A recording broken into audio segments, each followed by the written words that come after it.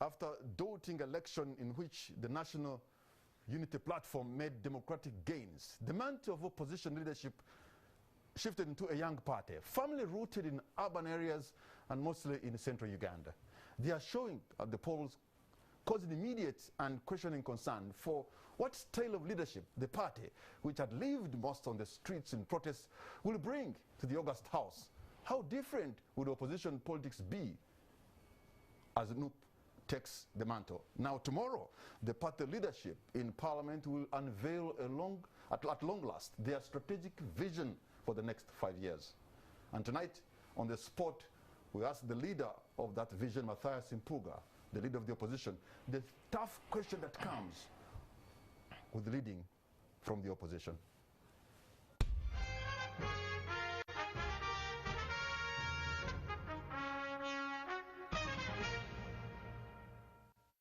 Of opposition, the Honorable Matthias Mpuuga, thank you so much for having honored our invitation. A warm welcome to you. Thank you, Patrick, for hosting me, and good evening, viewers. You have hit the ground running as leader of opposition in Parliament. And tomorrow, like I was saying in my introduction, is that you are supposed to be launching the strategic vision of the legislative agenda. I think it would be fair if I may begin by asking, at least give us the snippets of what this agenda is likely to be encompassing. Patrick, first the narrative in your preambles. Were we initially largely on the street in the central region? Is that really a parroted narrative far away from the reality of NUP as a young But Honorable Mpuuga, I mean, you have been fighting running battle with police. Without a doubt, without a doubt. Your leader of the party, the Honorable Robert Chagulanyi, numerous times was arrested. Sure. In fact, a lot of people, 50 people died. No denial. On the streets. No denial. So if there is anything that was made you so known in the last couple of months, was the running battles. No, In fact, they never even gave you time to tell us what you wanted to do. I actually was trying to debunk the narrative that we were largely in the center. Your camera was somewhere and not somewhere else. But that's for another day. I mean, but if you want to start like that, Honorable Mpuuga, certainly, you have no NUP member of parliament in the entire northern Uganda. Were there an election in northern Uganda? You have no NUP representative in the entire West Nile region. There's no NUP whatsoever in Karamoja. Did you have observers? I don't see anybody in the Rwenzori. Did you have observers? So when I talk about Buganda-centric, I'm really talking about what I have seen, sir.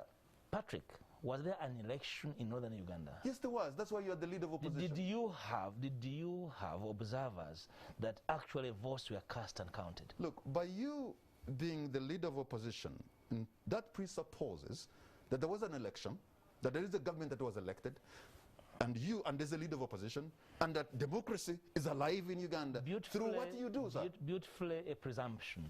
And being a presumption, it's... do you realize we have started with digressing?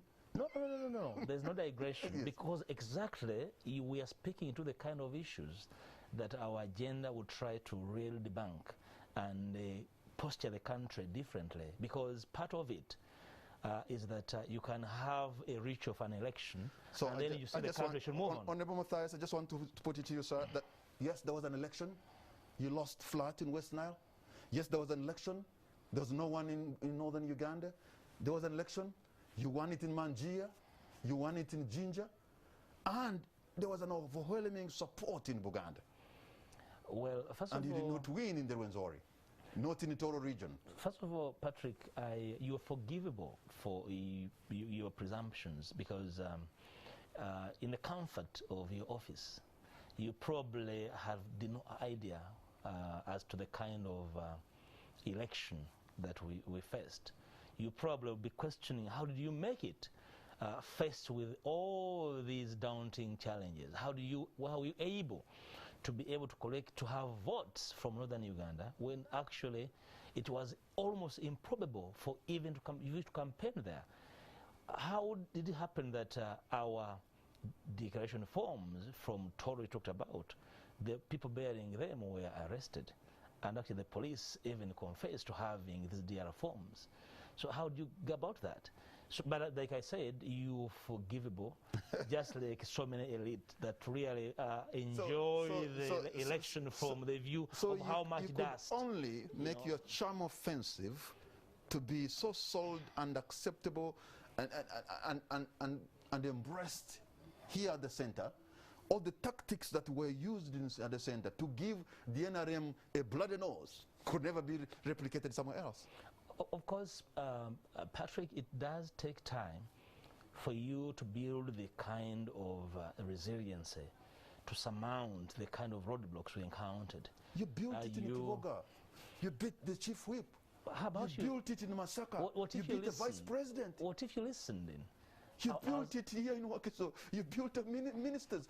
You beat ministers. I use the nomenclature bill because I know that building a political structure is not the same as making a brick. So I am comforted with the fact that the citizens out there watching you actually probably know more than you do. How I wish you took your camera and made this narrative in the center of Toro. They will actually be shocked as to what became of their son. They say, hey, come on, son, come home.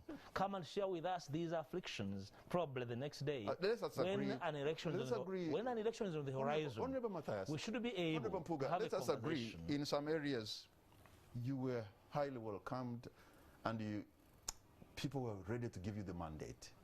In some areas, it didn't happen. And that's the nature of the politics. In some cases you win, in some places you don't. You have a stronghold somewhere and you have a weak place somewhere. You have a firewall of sorts somewhere and impenetrable. In Buganda it was impenetrable.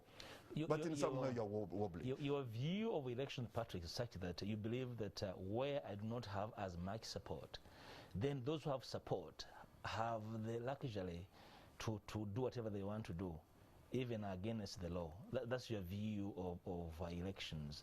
My view of a credible election is that even when my opponent's probably weak, so to say, those few votes should be properly counted and declared. I had an opportunity, Honorable Matthias, to have an interaction with the Honorable Robert Chagulanyi, and he said something that was very fundamental, because I asked him, how are you going to make sure you guard against the theft of your votes and rigging and all that? And he said, you know, Patrick, in fact, he was also even answering somebody who called and spoke in somebody called and asked him in Luganda. He said, you know what? Vaba akataweze. That you can, if you don't give a resounding, overwhelming, some kind of a punch, chances are that they will. In Buganda, with all respect, it was an overwhelming support. And yes, I'm sure there were attempts to steal, there were attempts to rig, but because it was too much, it was a tsunami of sorts, they could not touch it. You are now talking. That's what I told you about. Yes, that yes, even introducing stealing and rigging is what I was waiting for you to say. That where you have not built a firewall as formidable as what was here, those fissures provided an opportunity for an eternal stealing machine to dive in and do what they did. And we cannot apologize for what we were able to summon and master. So, Honorable Matthias, let's go to the legislative agenda and maybe you give us the snippets. Perfect. And perhaps you can tell us that probably the firewall is being built in some areas. Sure. Yeah, perfectly. You know, Patrick, we're in Parliament and our acceptance with the opposition was not an admission of the fact that the votes were not stolen. We are not oblivious of the history of Uganda, and we are not oblivious of what needs to be done to surmount the challenges of organizing elections and having these elections stolen. The parliamentary platform is just an alternative platform, because for us to be able to dislodge a 40-year-old dictatorship in the country that has had a stranglehold on the state, we need to build different facets of this struggle, and Parliament is just one of those facets. And for every facet, there is an approach. The approach in Parliament is different from other facets. And what we are going to present tomorrow is the course of action that we're going to consider in Parliament, because the parliamentary platform is a legislative platform, is a policy-making platform. We need to evolve this as what people should know us for, because Parliament presents various challenges, various issues. we cannot be following every issue, because ours is a kind of formation that is a front that must offer the country, first of all, the confidence that when we sought power, we actually knew what we wanted this power for. Because it's one thing to seek to lead. Another issue to know what you want to use that power you want for. And the presentation tomorrow is about what we would rather do as a people. And it has lots of faces. Some of them relate to electoral and constitutional reforms that we would like to see yesterday. There has been an attempt through the Honorable Nwagawa, the former Shadow Attorney General. Don't know whether he's still. In this new agenda, yes, we are making mention firmly of the Nwagawa bill. Okay. It's one of the bills that was saved from the 10th Parliament. And our commentary on it is that we are going to support this bill because it was saved, and it's one of the bills that are going to be debated in the 11th Parliament. But on top of the context of this bill, we intend to even introduce broader other intentions to make reforms in our constitution. So you find the Honorable Nwagawa's bill maybe in some cases wanting? It did not take care of everything, and we are making mention of some of these on, for example, the nature and the formation of the Electoral Commission. We are making proposals, want to make proposals on how we want to see the Electoral Commission. How it should be constituted? Should be constituted, and should be part of it, because we have never undertaken necessary steps to recognize the fact that we are now under multi-party dispensation, and therefore an attempt to form, to elect or to appoint a referee must reflect these divergences. But you know, some of these officers, they can never take office unless they have been also endorsed by Parliament. Invariably, yes, but we are not oblivious of the way Parliament is structured. And we've been around long enough to know the danger in doing that. So you don't believe in the institution of Parliament as it is? No, you know, Patrick, do not try to circumvent what I'm trying to propose. I'm saying that Parliament is what it is, but would like to see a much more participatory way, a neutral way of having these people appointed. Namely, like what? Would you want to listen? Yes. We would like to have these people publicly vetted, and we would like them to be vetted by organs, by agencies that have the understanding of the importance of neutrality. We are proposing the involvement directly of bodies like Law Development Center. We are proposing the involvement of the law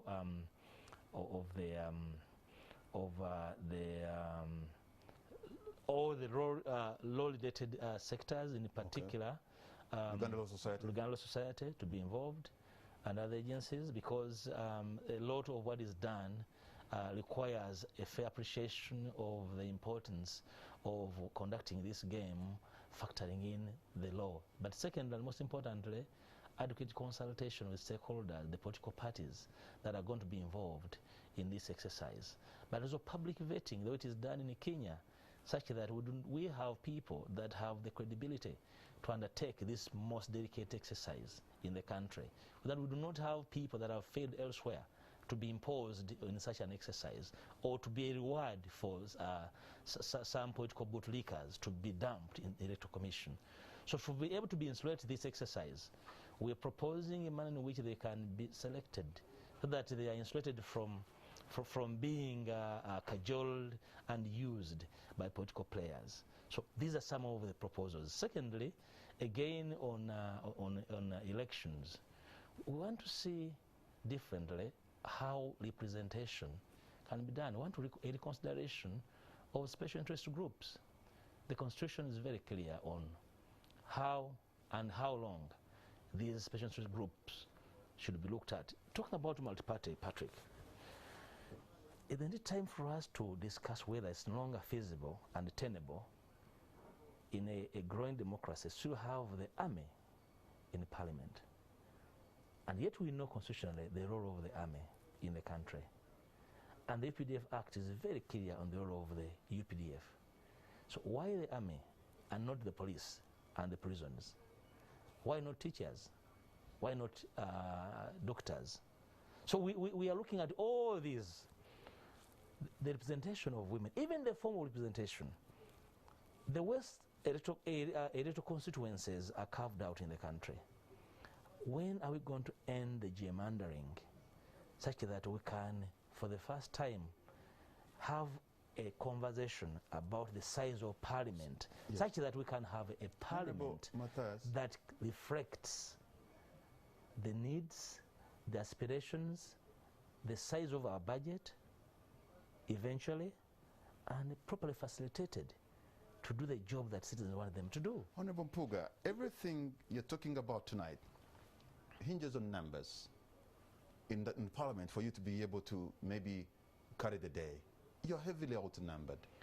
And the people you're going to be debating against are heavily on the other side of the aisle defending their turf. I wonder what strategy you're going to do, because if you introduce something and they look at it as a threat towards their political survival, believe you me, they'll use their numbers and they'll beat you on your game. Now, Patrick, and you know that. Patrick, that's the old narrative. Why we are presenting an alternative agenda is to involve citizens in the conversation about the governance of this country. This country is not entirely about politicians and members of parliament.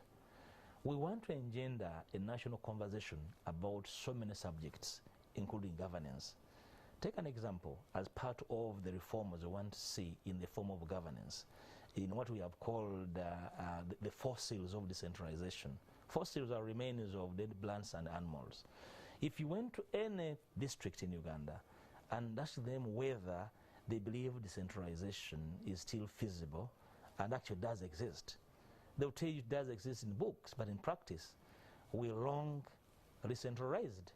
So we want to ignite a conversation about the form of governance, the form of representation, the form of government, because devolution of powers through decentralization was long abandoned. And as we speak, we are running the country under an undeclared and ungazetted centralized system, which is why you hear the president offering contracts at press conferences, offering contracts by writing letters on small papers. When you hear that, when you have PPDA, what we are talking about actually is not to go to Parliament and ram through these proposals. It's a good idea we are inviting. It's a good idea to ignite a conversation, yes, a buzz in Uganda about people understanding their rights and what should be done and what they deserve. I understand that. At the end of the day, there are institutions who are mandated to make sure laws are made, changes are made. And in these institutions, when people have already spoken and they have come to you, this institution where you sit, sir, they are the ones who are supposed to make the changes that perhaps Ugandans deserve. And my worry is, how does that happen, especially when you're heavily outnumbered? And the record are showing us that time and time again, when the opposition has come out with something, has been beaten, despite of the fact that you have presented something solid, have been beaten on the floor of Parliament, and sometimes beaten literally. No, Patrick, the reasoning is that so we sit and do nothing and wait and crap and red carpet what the other side is bringing. The way parliaments work, and you see this is the new parliament, and for me the thinking is that there could be new reasoning and new thinking. We cannot cease and tire to bring proposals, because at the end of the day, when push comes to shove, you'll have some of these MPs replicate or respond to the demands of their constituencies. But how will their constituencies know what is better unless an alternative is presented and debated? This is our mandate. Like I said, it's part of the front. Eventually, when this conversation becomes a national conversation, it will culminate into the issues that will catapult into the next election, if it were to happen. So it must begin now, and must begin with the leaders of the opposition. The leadership of the opposition must not wait to respond to the proposals or the lack of them from the government. Like I said at the beginning, we waited for the Constitutional Review Commission since 2015. This is 2021. It has not come to bear. Even then, even if it were to come, it should find us already in earnest debating the key issues that we believe are dear to the governance of this country. This country is not about Parliament alone. In fact, how is this conversation going to be a national conversation? It is going to cascade from where we're going to present it. It's now on NTV. It is Parliament. People are listening in. People are processing. People are going to begin the debates. Mark you, some of the issues we are presenting have been shared across local governments, and we are alive to the kind of views, for example, leaders in local governments would like to hear from Parliament. But somebody should have the courage and the knowledge to have them debated democratically, and eventually, at some level, at some stage, a decision is taken.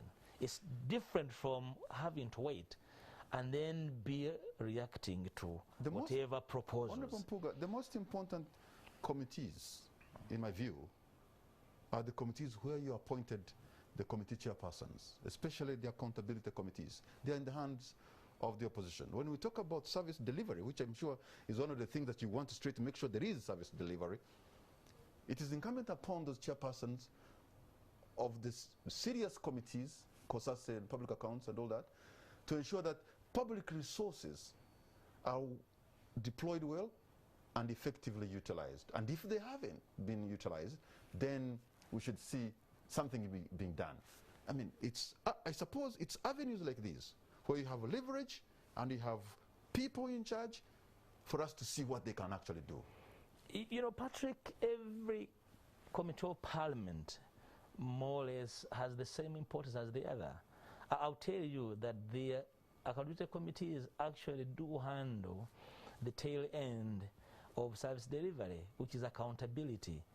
If you were to look at the critical committees, where would you leave a committee like a committee for budget, if the finance committee, the national economy that handle loans and other forms of borrowing?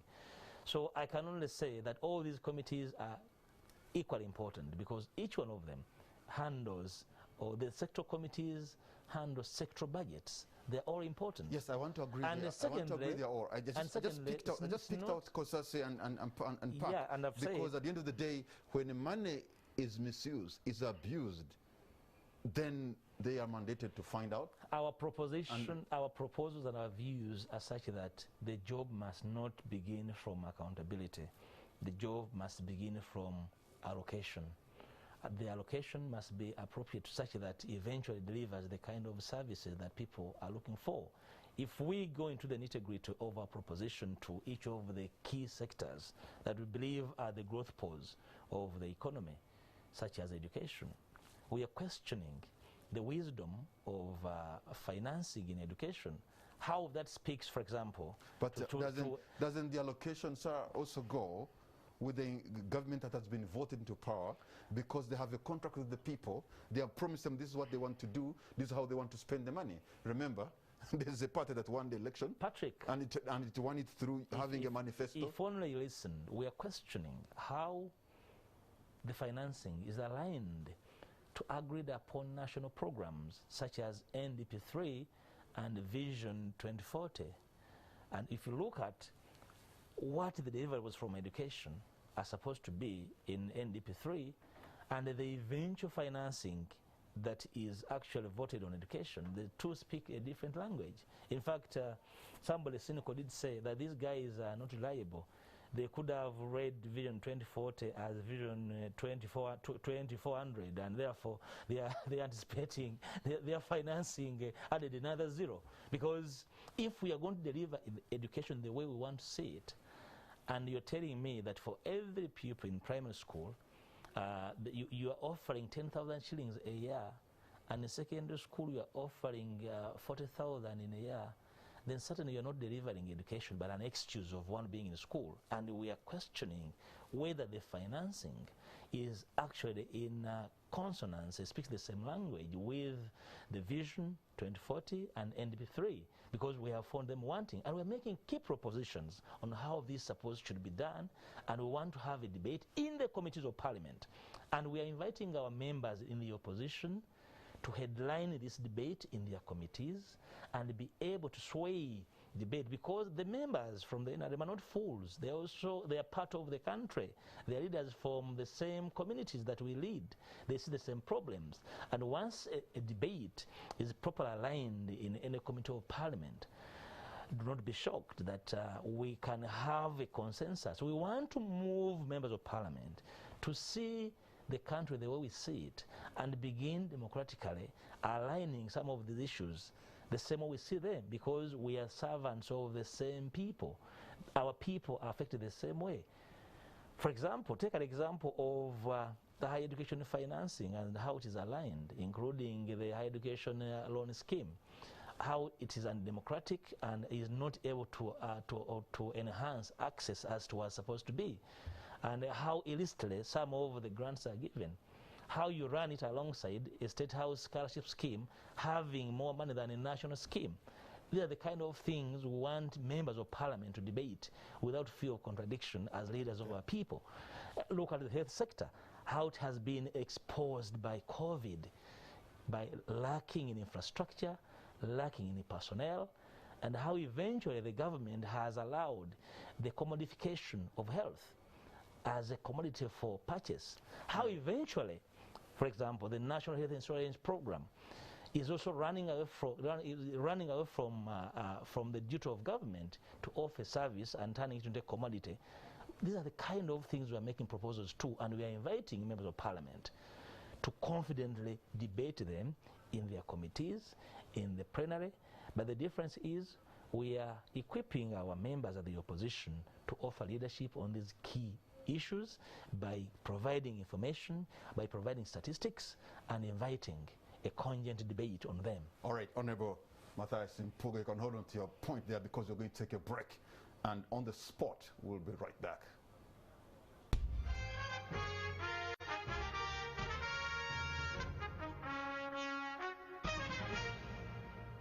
Welcome back. You're watching On the Spot. My name is Patrick Amara. My guest tonight is the leader of opposition, the Right Honorable Matthias Mpuuga, and tomorrow he's launching their legislative agenda in the parliament, in the 11th parliament, and he's given us snippets of what that is likely to be. But you know, what also amuses me is the fact that you have now formed into the opposition, as it were, and you spent quite some time, almost 8 months now, saying the NRM government in power is illegitimate.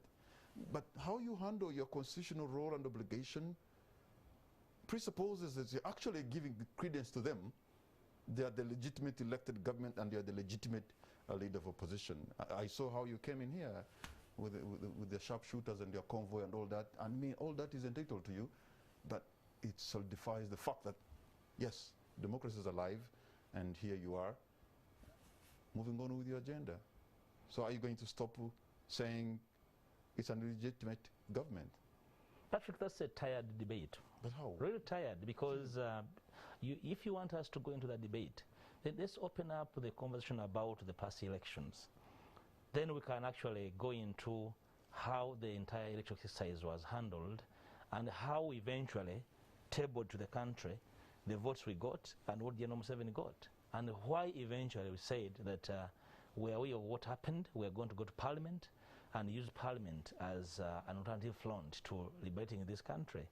And nobody is going to really make us ashamed of the kind of decisions we decided to take. And an attempt to go into that corner is an attempt at getting into a corner of cowardice. I'm actually looking at an introduction, which I think was written by you, which says, the opposition in the parliament is charged with a broad and collective mandate of keeping government in check. Yeah. And so, to ably champion and execute this mandate, Article 82A of the Constitution of the Republic of Uganda and Administration of Parliament Amendment Act Section 6A and 6B bestows leadership upon the National Unity Platform and subsequently leader of the opposition.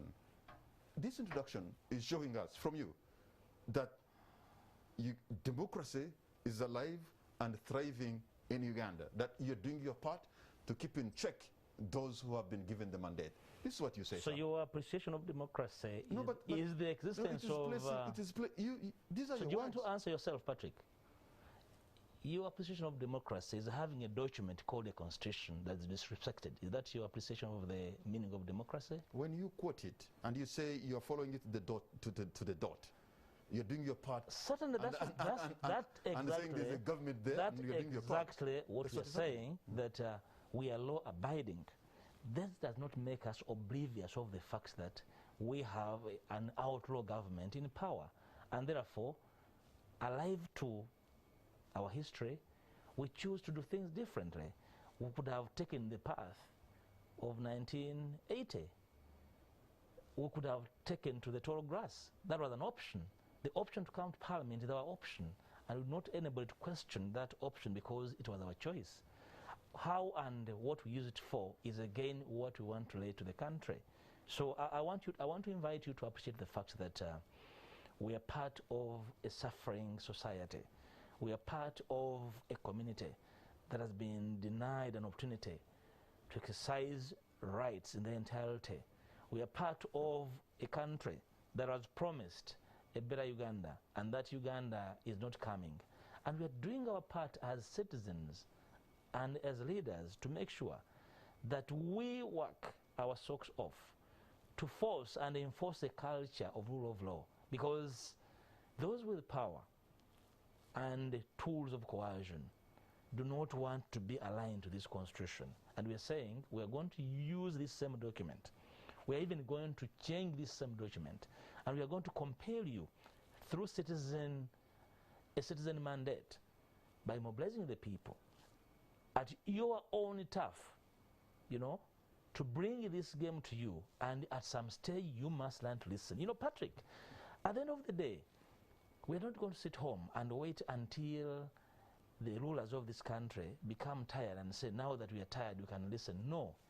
We wake up every day to force them, to compel them to listen, to compel them to climb down from their high horse and see and herald a better Uganda and begin a conversation that makes them make steps backwards from their high horse, because when eventually the horse comes down tired, they will break, and they will break with the country. We don't want to be part of a team, a front, that breaks the fabric of this country, legal, moral, political, and otherwise. This country has suffered for generations. Just imagine for 30, 40, coming to 40 years, that General Museveni promised a prosperous new Uganda and not a change of guards. And he's actually done worse than those he succeeded. For all that Amin did, he's actually done more than twice. For all that Obote did, stealing elections, arresting opponents, killing opponents, that has happened this year. That has happened in the last election. I can tell you that in my constituency, people were shot on polling day. They're still nursing wounds. Neither police nor the military ever went to interview them or attempt to treat them or take care of them or even care to know what happened to them. In the wisdom of those with power, those people are guilty. They are guilty of having ideas of having to change this government. And therefore, you expect them to come here and apologize for the views I carry and those of my people that want to see a different Uganda led by a different group of people. So we are here to champion that agenda, as Parliament being part of the front to champion that agenda.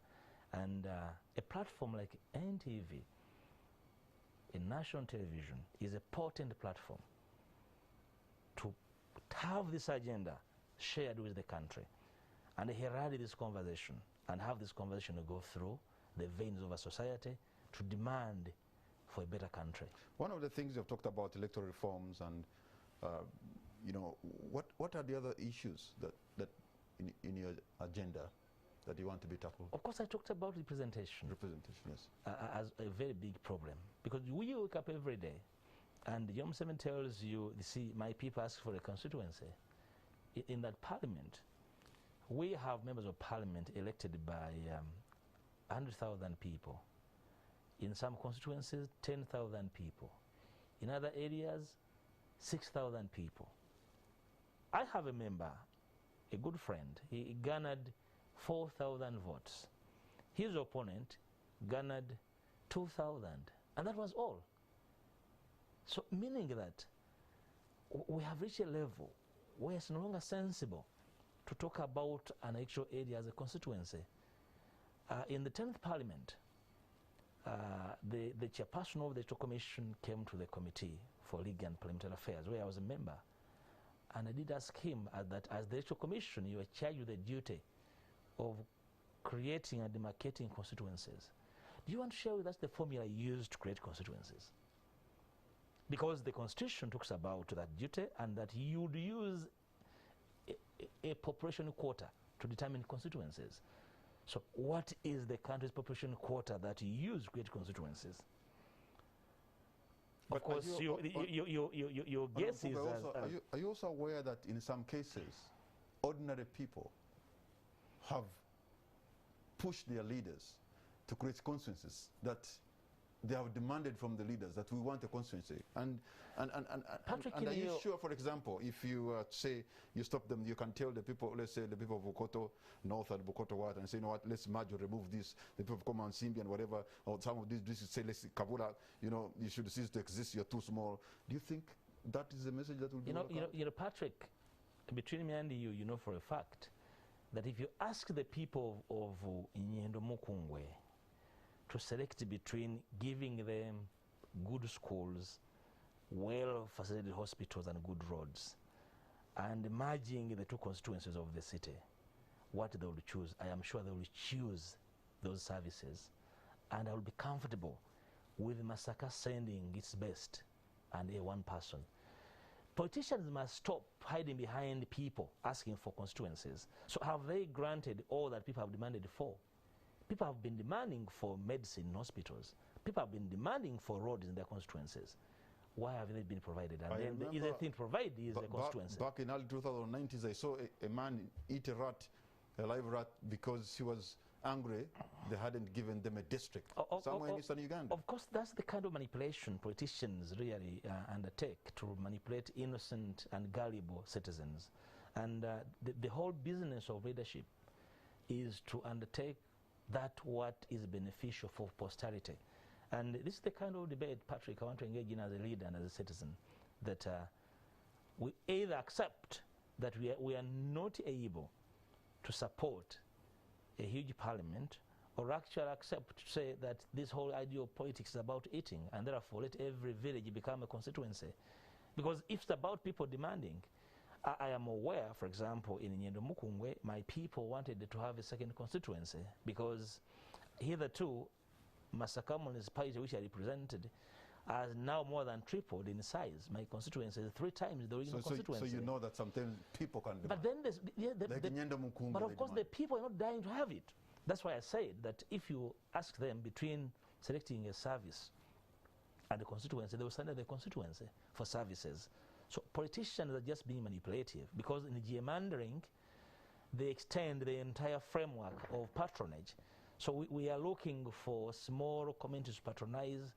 So because you do not have what to give communities in return in the form of a service, you grant what is easier to give, which is a constituency, because it does not demand.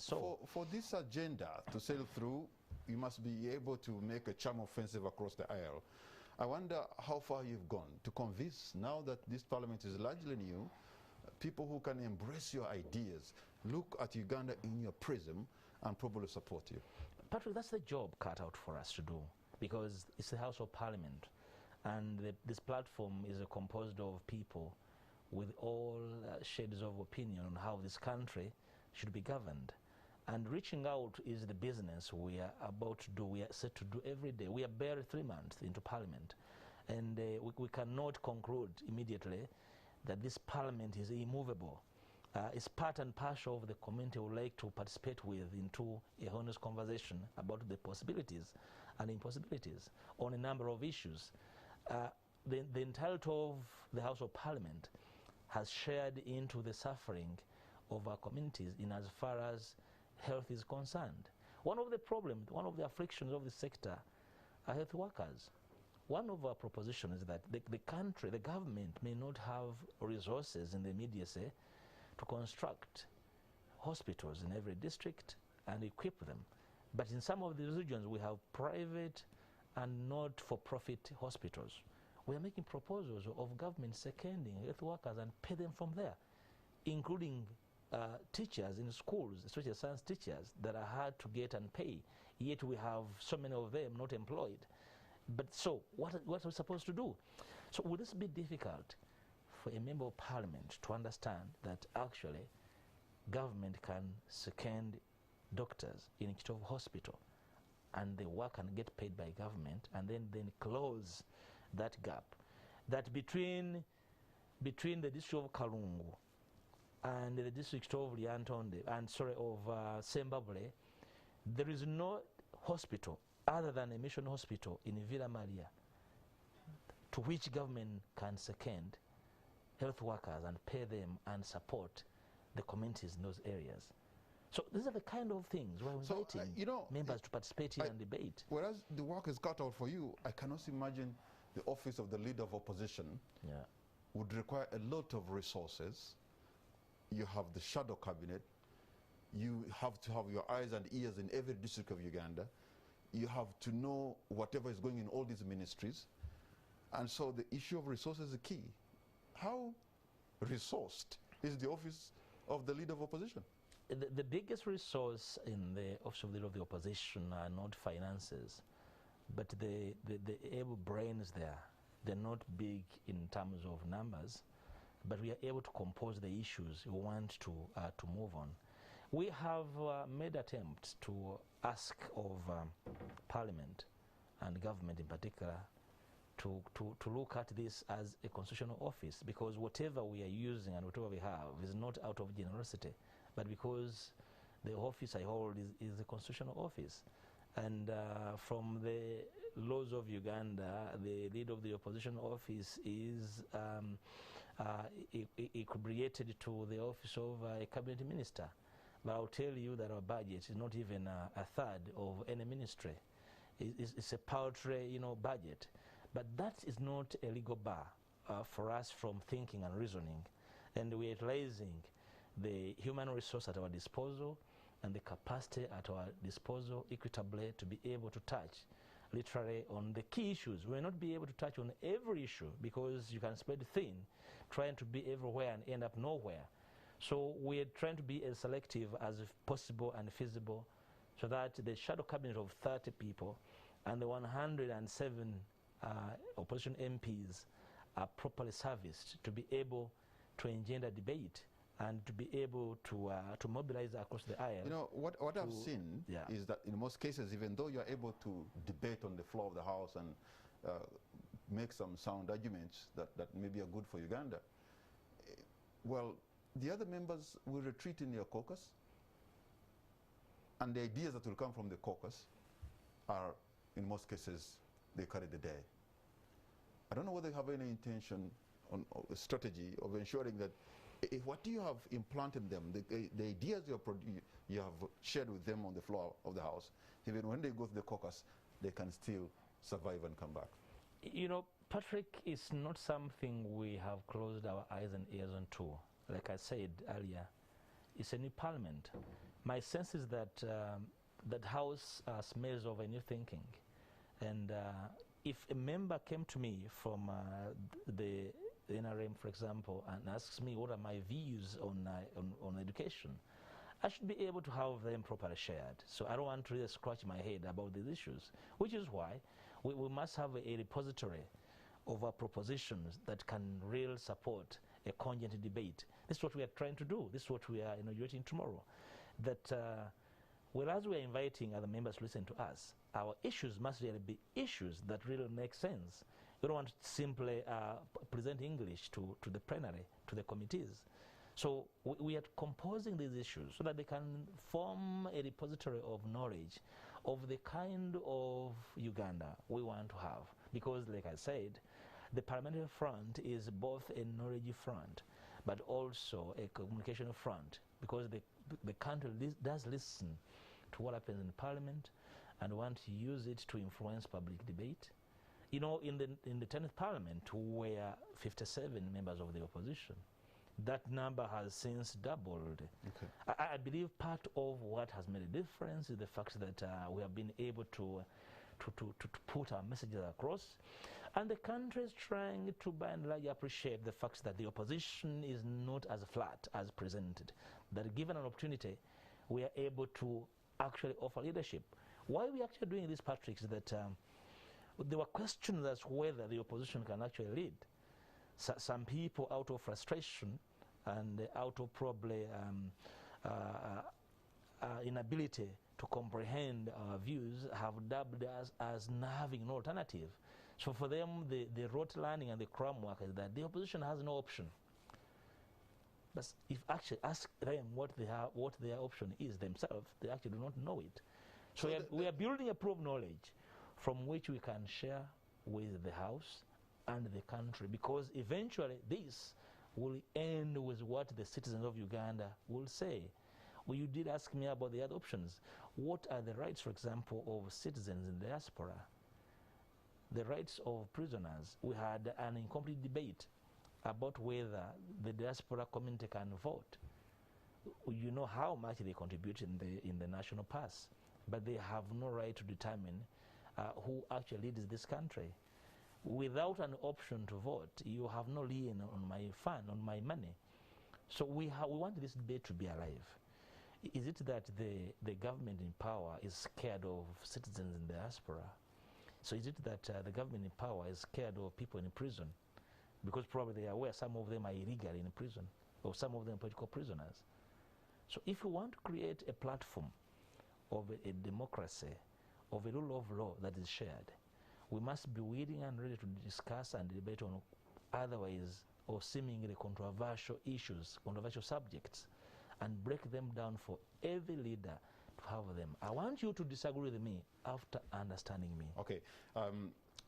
Yeah, I've listened to you listened to you very well, but I know the role of Parliament really is to make laws, oversight role, and appropriation.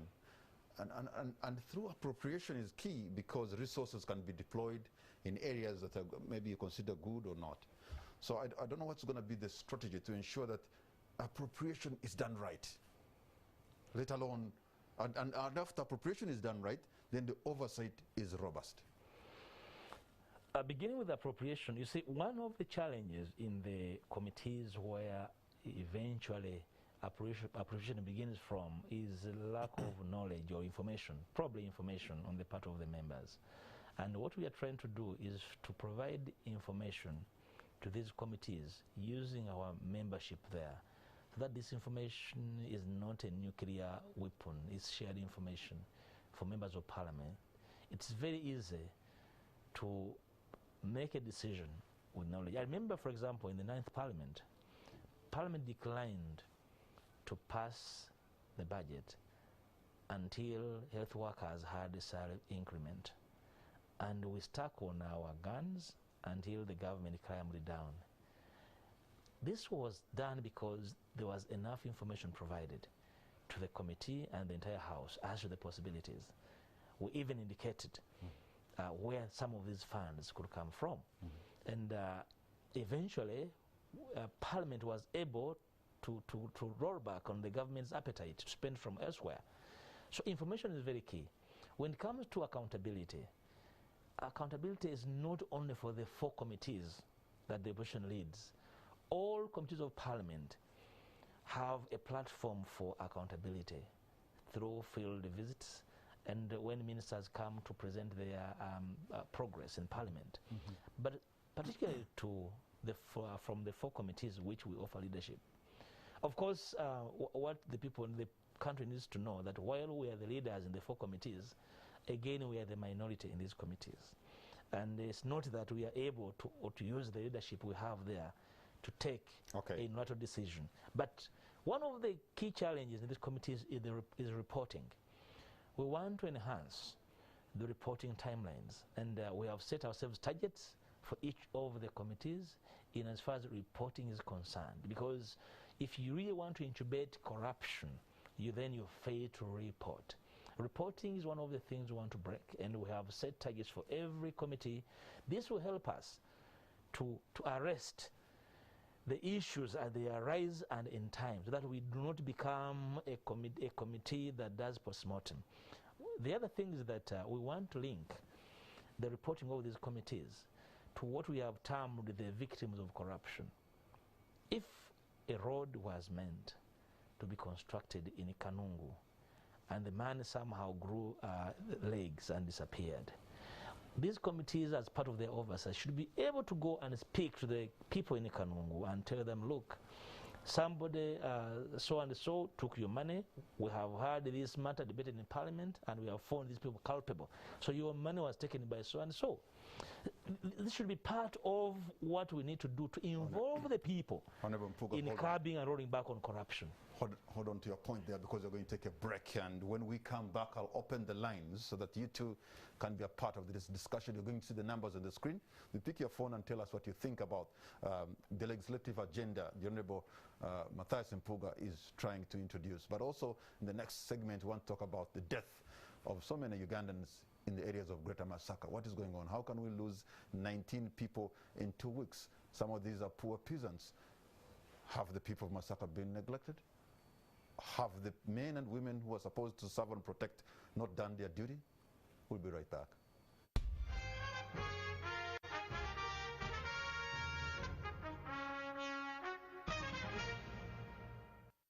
Are you watching On the Spot? My name is Patrick Amara. My guest tonight is the leader of the opposition, Honorable Matthias Mpuuga, and he's been giving us what he will be launching officially as the legislative agenda in the 11th Parliament. But I think also we need to talk about what has been happening in Greater Masaka, because it is sad. People have been killed, 19 in 2 weeks, and some of these are poor peasants. And people are scared in their own homes. And I'm sure you as their leader, they are approaching you. I mean, what is going on? And how do you intend as leaders to approach this? Are people who are mandated to do their job not doing it? Is there rebellion coming out from that area? You know, Patrick, is it ethnic cleansing? Patrick, it's something real that's very, very difficult to comprehend. Earlier today in the afternoon, I had a meeting in the Speaker's office with the Minister for Security, okay, Jeno Jemwes, and other leaders from Masaka, members of Parliament, and we are questioning because earlier in the week, this matter came on the floor of Parliament, and the Minister promised a quick and swift response to these incessant murders. And today, because the matters had since escalated, we had wanted to go and have an ambush on the Minister in Parliament, but he asked us to brief us in the office of the Speaker, to which we did oblige. And he made promises that the government is moving swiftly to arrest the situation. But then, of course, questions lingered as to whether there's a presence of government in Greater Masaka. What have you been able to gather from the people? I have had my ears on the ground, and I've spoken to leaders, including sections of security, and the issues coming out are incoherent. Incoherent in the sense that those that are supposed to arrest the information and share with the leaders are inconsistent. Because you expect, for example, the police authority in the region to have touched some information and probably made it known to the leaders. But they have been the leaders, and it means informing and diverting people from the issues there. Initially, stating that these could be related to land wrangles, and there are no known land wrangles ever recorded anywhere between the victims and any other person. Some of the people killed do not even own any land. So it has nothing to do with the land wrangles. If that was not bad enough, they have advised the citizens to raise vigilantes themselves, to protect themselves, which is an act of surrender. And we are questioning the wisdom of security in the region. Some of them did tell us that they are not facilitated to do surveillance, to be able to come to raise the top of this criminality. But you are aware, Patrick, that security is one of the most facilitated the Parliament where we sit has appropriated a lot of funds in the security sector. This is what we put to General Mwezi. The person in charge is General Bush Wahiro, considered to be one of the best. Well, we have put this to him, and his promises are that we are going to see a difference in the next 12 hours. And we have told him he has 12 hours to act, or we take matters in our own citizenry hands. Because the people cannot wait and to have each one of them under threat. What bothers me is that some of the people who have been killed, actually, you cannot even say it's robbery gone bad or something like that, because these are poor Ugandans whose lives are taken away and nothing else is taken from them because they actually don't have even. Patrick, I declined the invitation to delve into some of the rumors during the rounds, but we have given security the benefit of the 12 hours they asked for to show us that they actually care. Otherwise, it could render credence to some of the rumors during the round in the region. Okay, let me pick some of these people who are trying to reach us on phone, because quite a number of them want to talk to you. I have a caller online. Hello? Hello. Yes, good evening, sir. What's your name and where are you calling from? Good evening, sir. I'm sorry, could you repeat that? Good evening, sir. Good evening, sir. Tell us what you have to say tonight. I'm calling. Thank you for I have a problem with the line, my friend. I'm sorry. We can't have a good conversation, so I'll have to pick another line at another stage because we had a communication challenge. Let me pick another caller. Hello. Hello. Good evening, sir. What's your name and where are you calling from? My name is Steven Kamini, calling from Masindi. From Masindi? Yes, sir. Okay, go right ahead, sir. Yeah, my concern or my issue that the issue of security is actually a cost-cutting issue. We need to involve local people, and it's an issue which you actually need a combined effort. Because some of these plans are there, they can be noticed.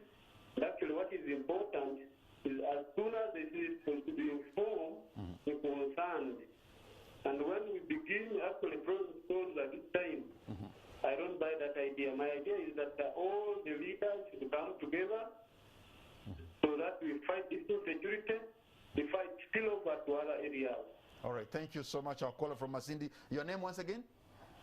I'm called Stephen Kamindi. Stephen, thank you so much. Stephen from Masindi. Welcome. Okay, I'm going to try and pick maybe 2 or 3 more callers so that the leader of opposition can respond to your queries at once. Hello? Hello? I have a call online. Hello? Yes. Good evening, sir. What's your name and where are you calling from?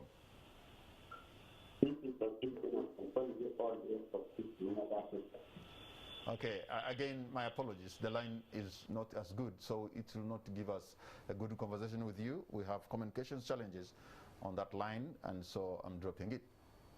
Let me try to call another. Hello? Hello? Hello. Yes, what's your name and where are you calling from? Am I going on MTV? Okay, I'm cutting that line as well. Okay. I'm going to try one. If we're okay, then that will be it. Hello? Hello? Yes, good evening, sir.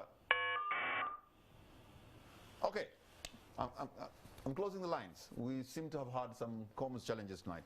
But there's one person who talked about security. Yeah. If you respond to him, and then we can make your concluding remarks. No, just thanking Stephen for recognizing the fact that security is a shared effort. But be it as it may or where, somebody must offer leadership on that. Because the citizens did offer some people an opportunity to secure them. And these should be the ones leading them, not leading the frustration of their efforts towards being secured. And the people are cooperating with security.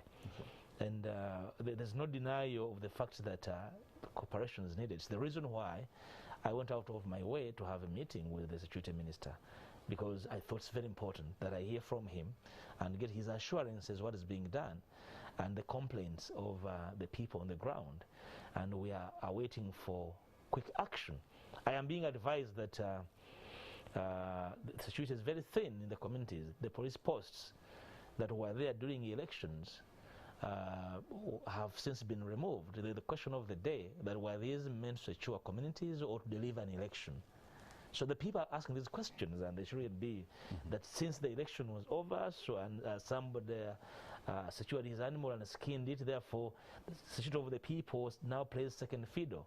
We are waiting for a reaction that probably would only happen, for example, if Matthias Mpuuga is having a rally in Nyendo, and you would see people armed to the teeth, all manner of security would rise to go and stop that rally.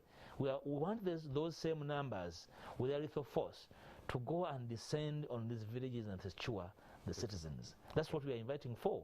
All right. That the gusto about security should not stop during elections. Just about 2 or 3 weeks ago, a month ago, the RCC in Masaka, Vero Vazira's fellow, was all over the place arresting people. Let him take that energy to these communities and deploy the same security was deploying to extort money from citizens to go and secure them. Right. Yeah. I think before we conclude, it's important also we hear from you your response on how government is responding to the pandemic, COVID-19, and for us to be able to move on. We have a pandemic battered economy, and everything has been put upside down, and possibly there could be even a third wave coming. So what would we hear?